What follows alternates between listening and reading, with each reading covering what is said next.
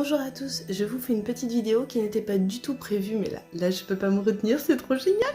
Alors je viens de recevoir un colis, c'est quelque chose que j'ai commandé la semaine dernière et franchement je pensais pas que ça allait arriver aussi vite. Une pépite. Donc comme vous le savez, les sorcières peuvent utiliser le panthéon qu'elles souhaitent et moi personnellement j'ai toujours eu un petit faible pour le panthéon celte. Et j'aime particulièrement le dieu cornu Cernunnos. Je sais pas, il y a un truc avec les hommes à moitié bouc, à moitié cerf, ça me plaît trop. J'ai un petit faible pour Pan aussi, bon qui est pas celte pour le coup, mais ce petit truc animal, je sais pas. Bref, regardez-moi cette merveille que je me suis trouvée. C'est une pépite. Donc le dieu Cernunnos qui est un dieu moitié cerf, moitié homme, comme vous pouvez le voir évidemment, avec la petite bougie noire de protection, parce que si on mettait une bougie blanche, ce serait pas tout à fait raccord avec le personnage. Je l'aime, mais je l'aime. Alors, pour ceux qui l'ignorent, Cernunnos est principalement le dieu des fins de cycle.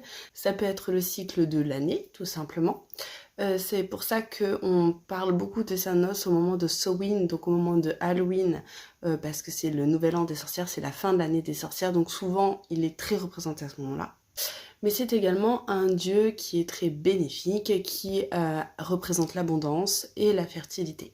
Parfois ça peut être aussi le dieu de la chasse, donc dans le sens de la vie animale, dans le sens de tout ce qui va être faune animale, et qui donc à l'époque représentait aussi la survie des gens, hein, tout simplement. Oui, parce qu'à l'époque on chassait principalement pour survivre quand même.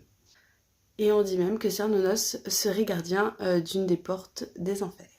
Ce qui est pas illogique dans le sens où fin de cycle, fin de vie, ça se tient, ça se tient. Alors petite précision, quand je parle du royaume des enfers, c'est plutôt la porte du royaume des morts, parce que les enfers, ça n'a pas tout à fait la même connotation chez les Celtes et chez les chrétiens, et notre vision de l'enfer aujourd'hui n'est pas du tout celle qu'il y avait au moment du culte de Cernunnos, donc petite nuance quand même à noter. Bref, je le trouve merveilleux, et vous en pensez quoi ?